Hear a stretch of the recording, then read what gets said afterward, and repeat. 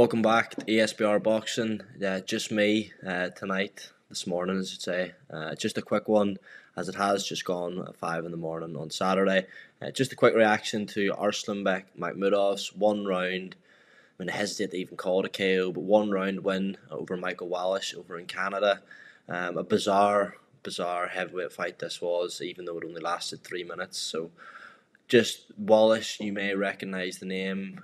He's been in with Joe Joyce quite recently, been in with Tony Yoka, Christian Hammer, Murat Gassiev, in the most recent sort of fight the note he's had. And all those guys he fought, he lost, and he lost in quite quick fashion. I think the longest of those fights was 4 or 5 rounds.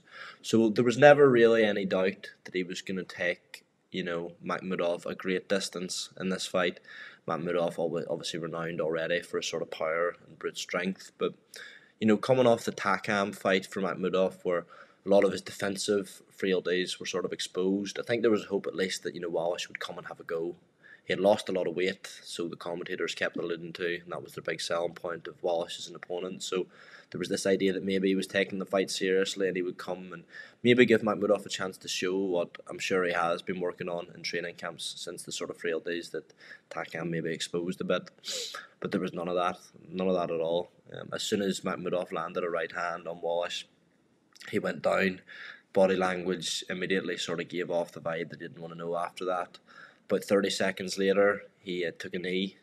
Again, nothing really landed to cause him to take the knee. It was just, he seemed to be shook by Makhmudov, and then I think the presence, the strength, and just sort of an impending sense of what was coming. He went down, got up, and then in a sort of bizarre sequence, the referee had warned Makhmudov about hitting the back of the head, but it was more because of the way Wallisch was positioning himself when Makhmudov came forward. He would tuck up really low and almost sort of crab-like, and he was giving Makhmudov nothing really to hit but the sort of side and back of his head. And I thought it was a fairly harsh point deduction when the referee did take a point from Makhmudov, but proved to be one of the most inconsequential point deductions I've ever seen.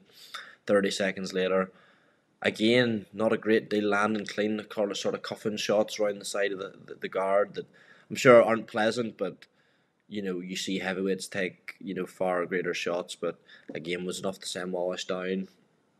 More again taking a knee than a sort of heavy knockdown, and then he got up. I say got up, he wasn't really down, and then the round ended. Makhmudov's corner sort of berated him slightly for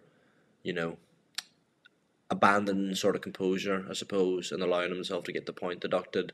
But again, proved to not matter at all because Wallisch quit in the corner after round 1, despite not being visibly hurt, no injuries, just clearly came with no ambition and had got his payday and was ready to get back to Germany. So that was that. Quick look, going forward for Makhmudov. Obviously, the main sort of reason I'm sure you're watching this has sort of gained a bit of traction as, I suppose, a prospect of sorts. I know he's 33, but he's still, this was only his 16th fight. He was 15-0, 14 KOs going into this. I think there's still going to be a lot of unanswered questions following that Takam fight.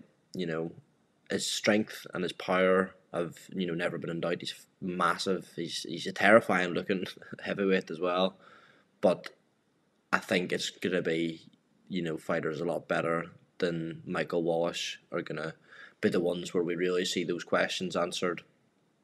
He's well ranked with 2 governing bodies at least. I want to say he's 5 with the WBA and 4 with the WBC, so he's in a great position as long as he keeps winning, which is what I think promotionally, Top Rank, who are sort of co-promoting him with that Canadian outfit, I Had the Tiger, they'll just want to keep him winning, I think, because he's not got the biggest profile. He's not a massive ticket seller. So when he does get his heavyweight title shot, it will be one, you'd imagine. He's not one of a Wilder or a Joshua who can keep coming back straight into big fights through their commercial value.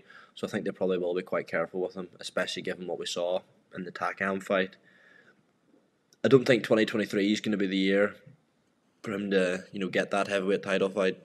I think it's going to be a pretty crazy year in terms of you've got the sort of Fury Usyk undisputed fight that we hope is going to happen, and I think after that you're going to see a real fragmentation of belts, a lot of final eliminators, mandatories being called, and I don't think he'll be in that mix. I think he's probably in the cycle after that. But I think that's probably in his best interest. As I say, he's 33, but you look at a Joe Joyce. If you've got that sort of extensive amateur background, which Makhmudov does have as well, you can go a bit later if you've turned over later as a pro because you've not had those hard fights. So I think maybe 2024 is the year you're sort of seeing push on to like the really big fights, and I think that's just going to be through getting called as a mandatory either for the WBC and or WBA, and there's probably no point even speculating who's going to have that title at the time that gets called. In terms of what I'd like to see from him in 2023, I think Simon Keane would be a decent fight to make. He's Canadian himself, obviously based in Canada, like Makhmudov. I think he is a bit of a ticket seller. He's a big puncher himself. He's vulnerable, and I think it would be a fight I would heavily favour Makhmudov to win, but it's also one that would maybe give him a chance to it would test his defence, you know what I mean, and it would test it in a capacity outside the gym, where because you can work and stuff in sparring as much as you want, but there's nothing like in-ring experience that's going to sort of prepare him on for fighters at that next level. And then I think he just wants to be sort of staying active, which is something they clearly are keen to do with him. The Takam fight was only 3 months ago, and he's been out 3 months to the day. But I don't think they'll be taking any massive risks with him. You look at other sort of top rank heavyweights. I know F.A. Jagba's fighting Oscar Rivas soon. Even though Jagba's stock's taking a bit of a dive after the Frank Sanchez loss, I don't think those two will fight each other. Although it's a fight I would love to see, and it would be a real sort of winner stays on in terms of being a real player at the top end of the heavyweight division. I'm not sure they'll make it, especially with how well positioned Makhmudov is. But he's definitely an interesting player in the heavyweight division. I think a stock maybe not a stock, but he's probably got a slight bit more name recognition in the UK now, purely based over when Fury Chisora was made. You would get these interviewers reeling off the WBC rankings, and his was always a name that you heard quite early. So he's ever so slightly maybe entering the conversation. Definitely not amongst casuals in the UK, obviously, but sort of hardcore boxing fans are starting to hear this name and sort of maybe look into him. And he's a fun fighter. He comes for the knockout every time. But I think he'll need to add a lot of wrinkles of his game before he wants to think about a Fury or a Usyk, a Joshua, a Wilder, anyone at that level. And I think he'll probably be in his best interest to take a bit of time to do that. But as I say, it is incredibly late. These bags out of my eyes are an absolute abomination. So we'll leave it there. If you enjoyed, like, comment, subscribe. Honestly, ESBR, you'll not get a channel putting out the amount of content we do. You've got interviews for more or less every big show in the UK.